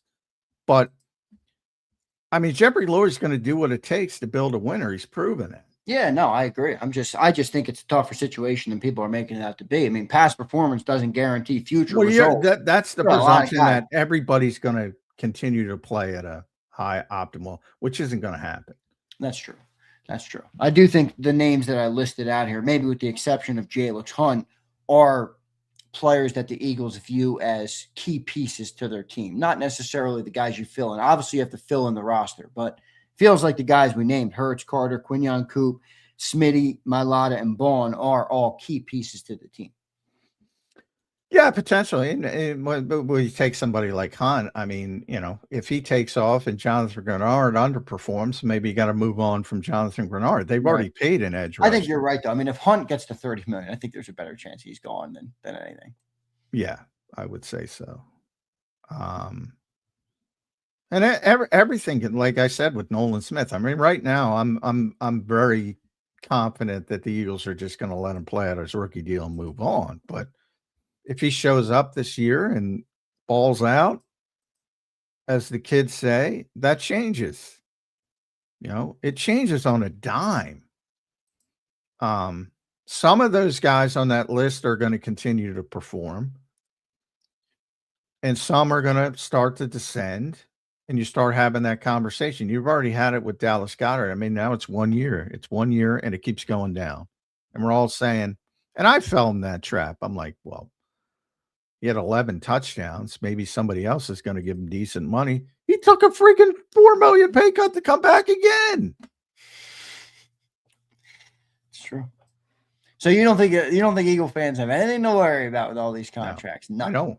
All right. Well, I mean, you're going to lose certain players like Milton, Morrow. You're going to lose if you keep Carter. You're going to lose Morrow. I mean, that part of it to me, but it's always one or two. Kinda, yeah, I mean, there's going to be guys that have to go. It's always obvious but you got to wait. Unfortunately, and I realize nobody wants to wait in this society. You got to wait for the time, and it's very obvious in the moment. Well, we can't pay Moro Jomo, and he's going to go on the open market and get 20 plus million. We have to move on. But when they have a big time player, the only reason they move on from a big time player, you just saw it with AJ. It's got nothing to do with money. It's got to do with other shit. Yeah, right. All right, fair enough. Good stuff. We got a couple more super chats we will get to. I am a little more concerned on all these contracts coming up than John McMullen is. We will agree to disagree on that. Let's go to Josh B. What's up, Josh? Member for 17 months. Thank you, brother. He says this: any chance Howie goes after Mac Jones? Upgrade or downgrade from Jalen in the offense that they want to run? That's an interesting question because he's obviously a fit for this offense. And I think he should be a starting quarterback. There's enough people that play Kyle Shanahan's offense now that there's plenty of opportunities, and I think he will be. To your earlier point, I hadn't thought about that. That's why I think it's a good question. If you're in a position where Jalen doesn't perform and you have another poor passing season and you can't get a quarterback you want to be your future, he might be that bridge guy where you say, all right, let's pay this guy 20 million, 25 million. And if he hits, great. And if he doesn't hit, you keep looking for that. Right. I like that thought. But I think he's a good player. I think he's a starting quarterback. Not great, but I think he's a legitimate starting quarterback. So I think it's interesting. He could be the bridge. He could be the bridge guy. What's his setup right now? I think the final year of his rookie, his final year of his contract.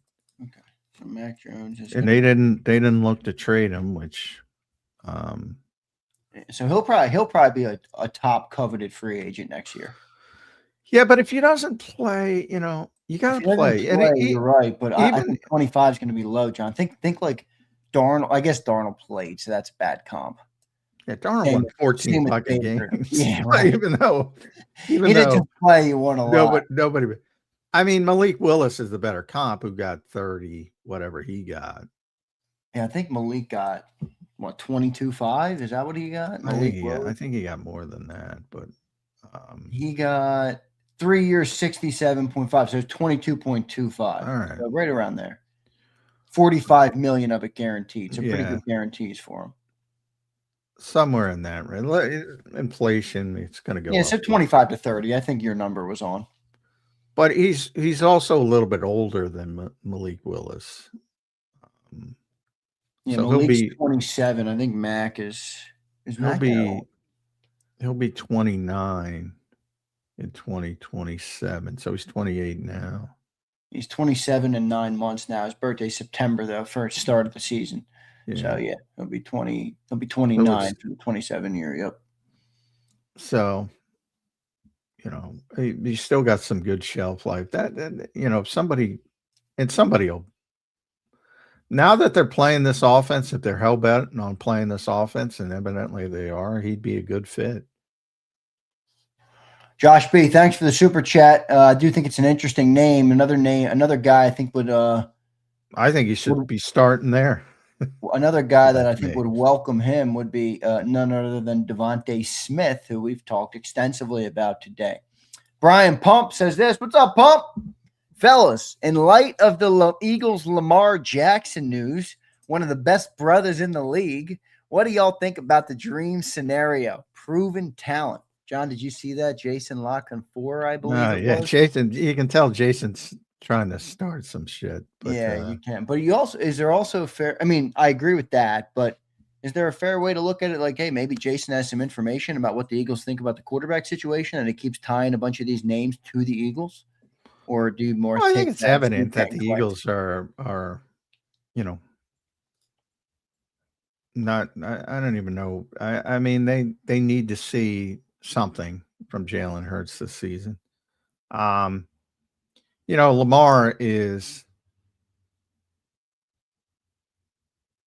enormous. Like I think the contract is enormous. Number one, so I mean, If you're moving on from Jalen Hurts, you're also moving on from the contract. I don't think you want to go from massive contract to massive contract. Yeah, right. Even That's more that's the only reason I think a rookie would make sense. I just the other side of that would be is how we want to put this roster in a rookie's hands. I don't know. Maybe he thinks that the window is still open and he can compete. That's where a guy like Mac makes some sense to me, or Lamar, I guess in this case. But Lamar's different. Lamar's a lot of money. Yeah. I don't. I just can't see it. I can't. How much? I mean, in theory, if they did move on from Hurts, wouldn't there also be like a massive dead cap hit? I mean, I don't know if it matters, but it feels like freaking huge. Not after. I mean, there's always with the Eagles. There's always a massive dead cap hit, but because they void so many years, and that's the penalty you get if it doesn't. Eventually, you're going to have to pay the credit card bill. But I do think when people talk about like this year, the dead money is 139 million. So obviously, even if they wanted to, they couldn't move on from them. Next year, you're talking about 45 million. They just did that basically. Now splitting it, the overall number I think was 42 million with AJ. That's if you trade him pre-June 1st, it's 45 million. If you trade him post-June 1st, it's 21 million. Now the problem is I think people don't understand about dead money. It's already spent money. Like it's not about like Jeffrey Lurie's already spent that money. Right. But it does take away from your cap for that year, right? Yeah, well, they're actually so if they trade him, so this is after this season. So if they trade him in 2027, they're going to take, and it would have to be more likely would be pre this one, not post. But if it's pre June 1st, they're taking 45 million dead cap hit. And post June 1st, which they probably wouldn't want to do, they'd actually be taking 20 million dead cap hit, and then the rest, 24-ish or so, would be the next season. But they're gaining 21 million in cap space. So you'd like to wait similar to June 1st, but you can't because you want to get the value in theory if this is happening. So he's very tradable after this season. Very tradable. Okay. All right. So it's a little easier than I thought. I thought it was going to be like 100 million or whatever it was. This year. Yeah. It was not.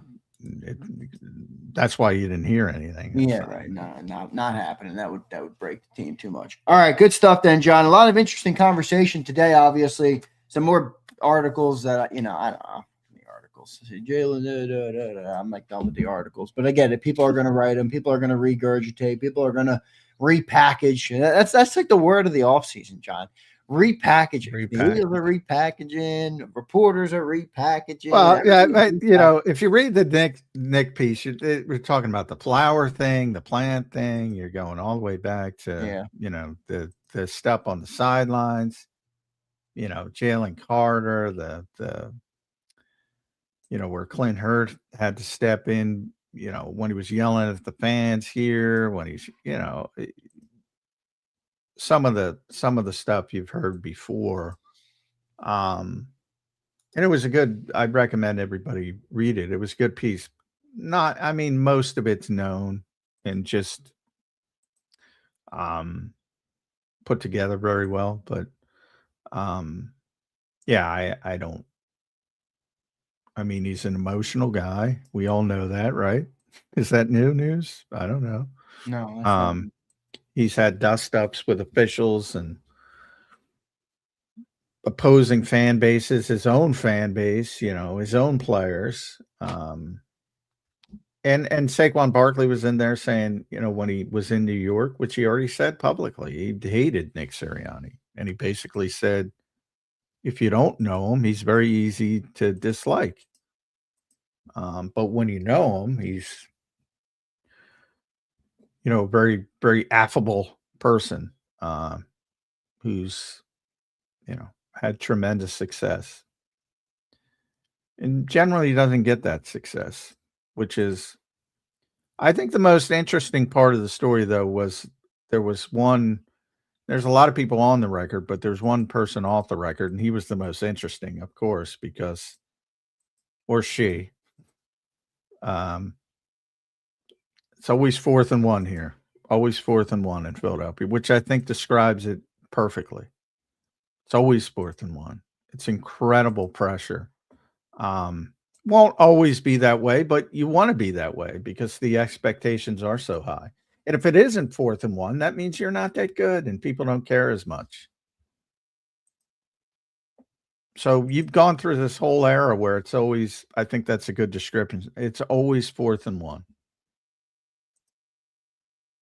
Like 11 wins, bullshit. I heard somebody, because Andy's here now. Like when Cincinnati went to the playoffs 5 straight times with Andy Dalton, and they lost in the first round, it's like, yeah, but we're still pretty good because they sucked before he got there.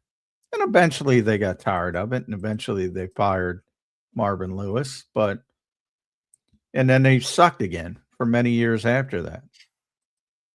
Like, you can't just make the playoffs here and it's dubbed a success, as you just saw. You made the playoffs. We act like it's a 5-win team. But it's not just we. It is the organization as well, John. Well, yeah, they know it. Yeah, they know it and they strive for it. But I've questioned that. Because I say,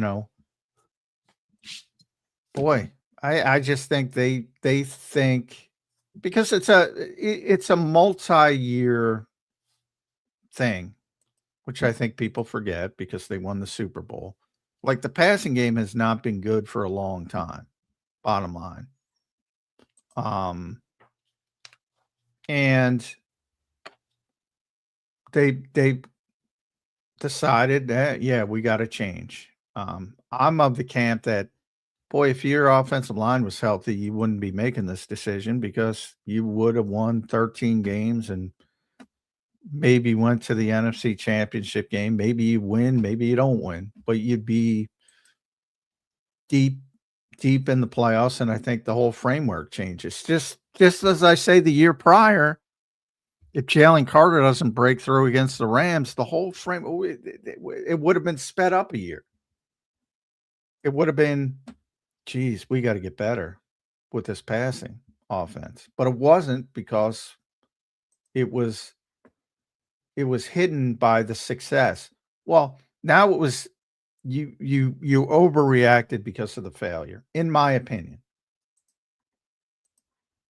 And now Doesn't change that even if it's an overreaction, the passing game has to be better. Correct?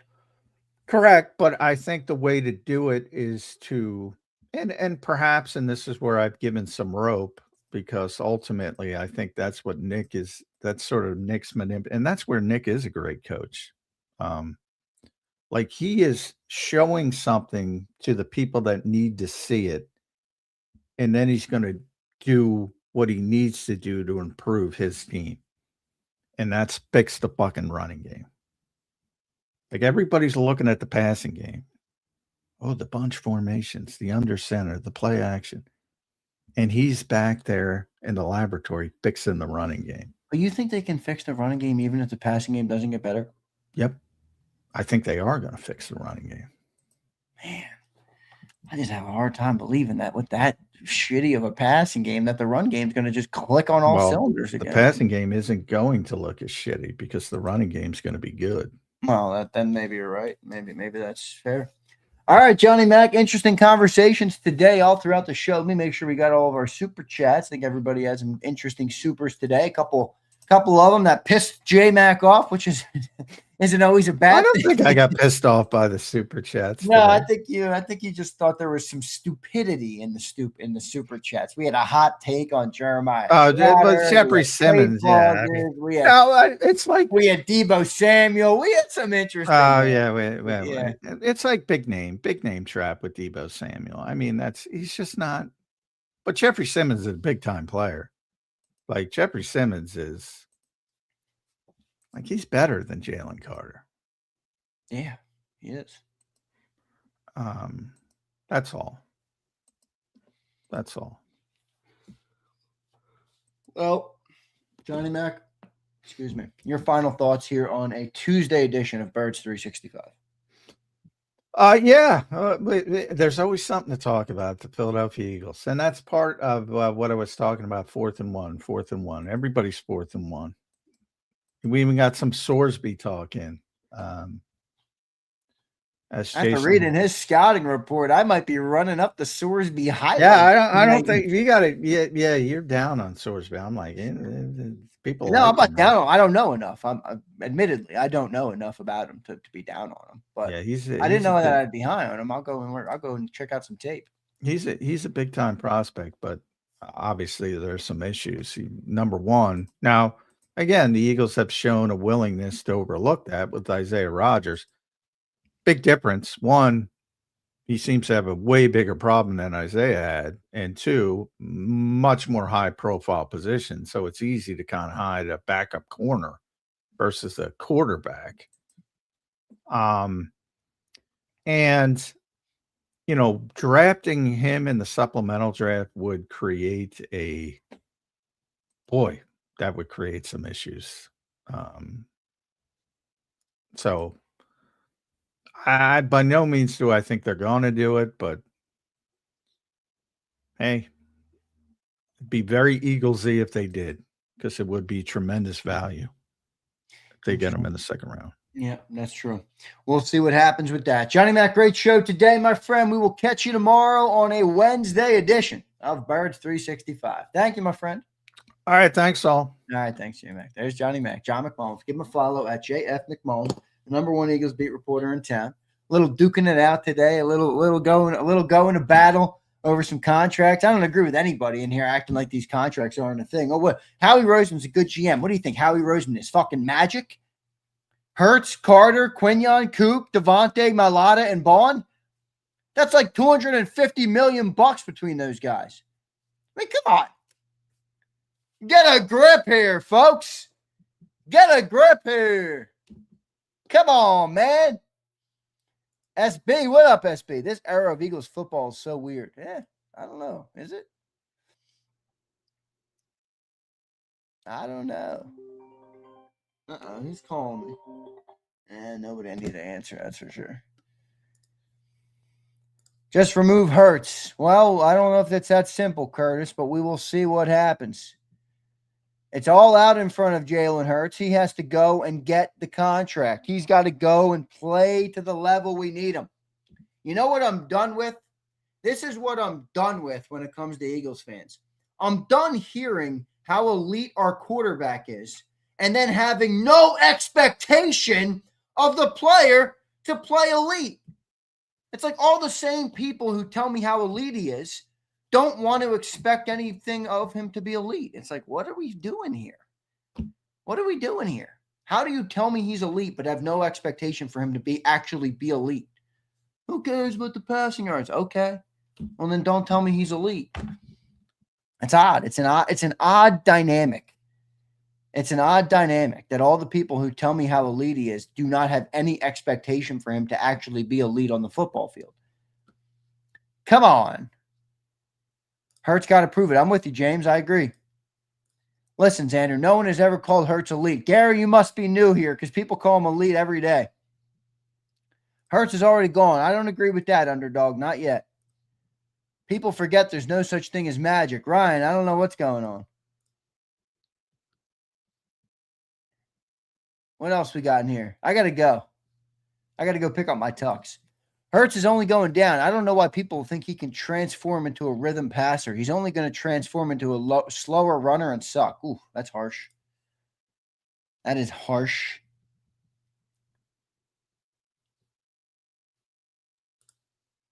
I don't know what you're saying there, Jammers. People ignore complex topics when they can't understand them and then defer to emotion. Rasputin, well said.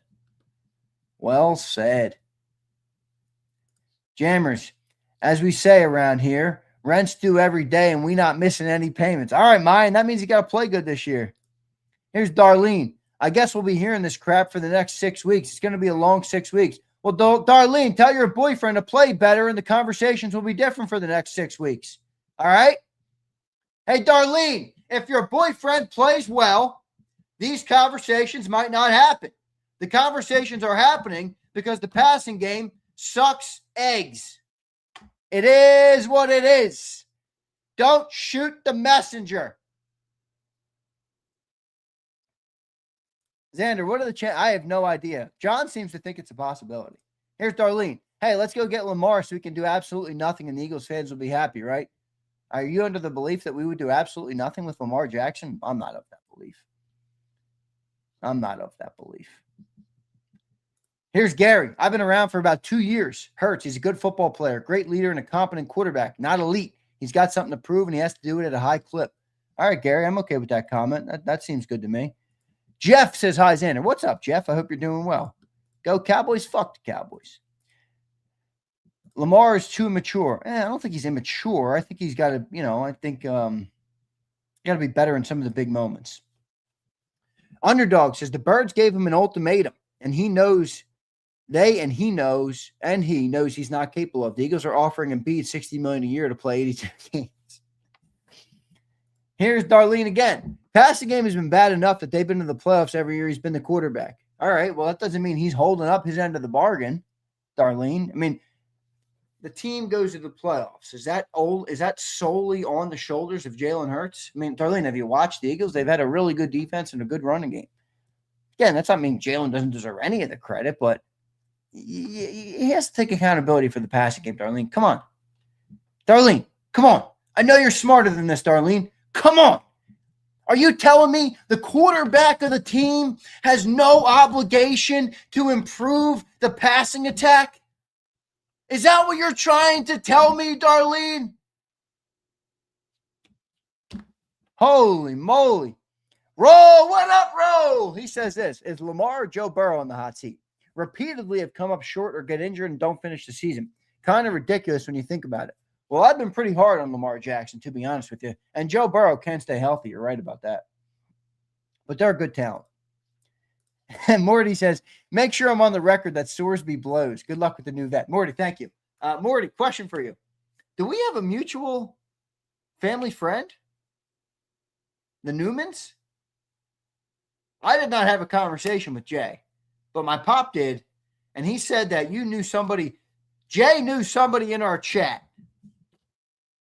I don't know. I'm pretty sure it's you. Is that right, Morty? And you could be coming to the great town of Cape May this summer? You let me know. Noah says, Zander, I slept on a lawn in a tux in the Florida heat once. I don't recommend. Noah? I don't think so, dog. I'm not doing that. Lamar and Burrow in the same situation contractually, but it's crickets in their situations. Well, Lamar and Burrow are they're just better players. I mean,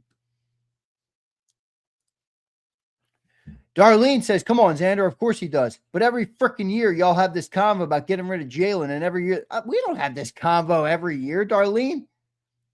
Well, then I agree with you. Of course he does. Me and you are on the same page, Darlene. We just have a different delivery. All right, we're on the same page. Jalen's got to play better. If he does, he's going to get, you know what the funniest part about the Jalenites, people who get mad about this? Roll, Darlene, I got no problem. If Jalen Hurts plays like he's supposed to play, there will be a $65 million a year contract waiting for him at the end of the year. If he doesn't, then these conversations are going to happen, whether you like them or not. It is what it is. Nice, Morty. Let me know if you come to Cape May. Then why have they got paid? What do you mean, why have they got paid? I mean, they're damn good players. Oh, Sig Lord, don't hit me with this bullshit. I know you're not this stupid. Oh, my God, Sig Lord. God knows, Zander. Please no 65. Well, if he plays good, Curtis, you and me both agree. If Jalen plays well this year, that will happen. You know this, right? Eagles fans, trade everyone. Sis, I don't think anybody said that.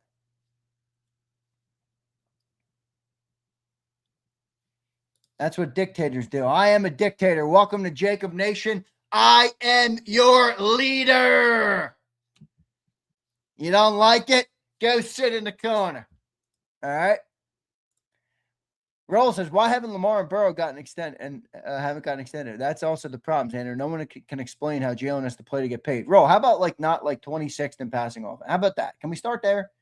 I don't want to be a bottom ranked team. Nick used to say often early in his coaching career, you never want to be bottom 5 in anything. You never want to be bottom 5 in anything. Or bottom 5 passing consistently now for 2 years.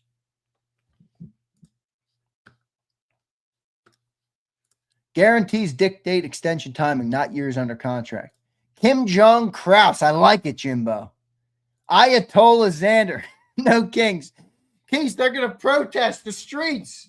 The No Kings protest. Come on, man. Somebody put a picture of me on the face of Kim Jong-un. That was pretty funny. Y'all are still crying. Jeez, Saturday will be a kid. Prince, I'm nervous about that day, man. Holy shit. CZ, come on, Xander. Elite. Hope you have a good one. All right, CZ. D says, you're not my leader. I don't believe in man. Well, I'm with you, but I'm not trying to lead you in life. And in the JAKIB Sports streets, in the JAKIB Sports chat box, I am the dictator, whether you like it or not. Doesn't matter. DLJ8218. Alexander the Great. Let's go, underdog. All right, I got to go. I got to go pick up my damn tux. This thing better look good. If it doesn't look good, somebody's getting, just like we need Jalen Hurts to deliver the goods. I need the guy giving me the tux today to deliver the goods. If he doesn't deliver the goods, he will be held accountable. All right? Fair enough? Fair enough?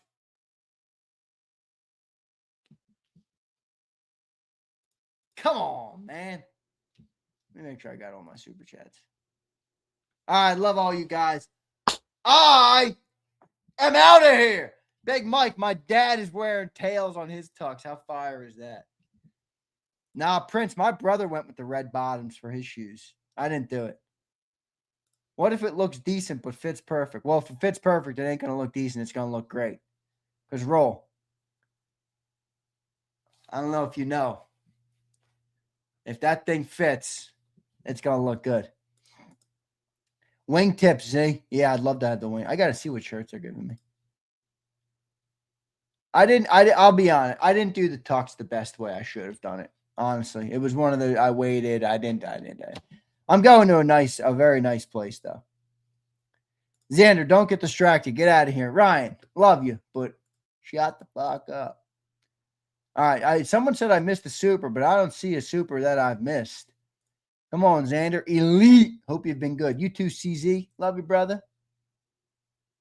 I miss a super? I don't see a super. I don't see a super.